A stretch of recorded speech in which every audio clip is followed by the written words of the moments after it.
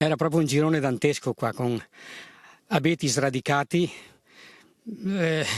pioggia che veniva giù, l'acqua lungo la valle dove siamo adesso che correva, una serata che fa venire il groppo allo stomaco. L'incubo di Vai è ancora vivo nei racconti di chi, come Valerio Giusti, quella maledetta sera del 30 ottobre si è visto la morte in faccia. Oggi il panorama da Villaga di Feltre mostra i tetti delle case rimessi a nuovo, ma ancora operai al lavoro. Silente ma costante l'impegno dei volontari. Il campo organizzato da Lega Ambiente, che con il Comune, il CAI e il Consorzio Costa Lunga Valgranda è in corso da una settimana, già può raccontare un lavoro importante attraverso l'esperienza di chi si sta prodigando, arrivando anche da lontano. Mi piaceva l'idea di poter essere utile e dare un contributo per un territorio che comunque fa parte della mia regione, quindi del Veneto, e sono venuta qui e ho trovato più di quello che avrei mai pensato. Questo è stato certamente uno dei luoghi più colpiti dalla tempesta a livello d'ambito cittadino. Feltre è senza dubbio il territorio che ha pagato di più.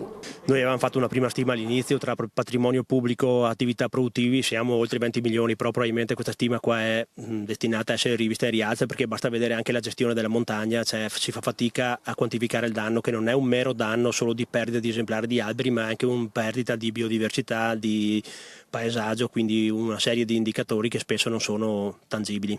Al campo di Legambiente tanti giovani che hanno mostrato sacrificio e abnegazione. Giovani veramente che danno speranza anche a questo nostro mondo che sembra che sia tutto sulle spalle di vecchi, invece sono di giovani bravi davanti. Essere intervenuta in una situazione per ristabilire un equilibrio per un evento del genere a me premeva tanto, per il fatto di non rimanere solo a casa a lamentarmi, ma a mettermi in gioco.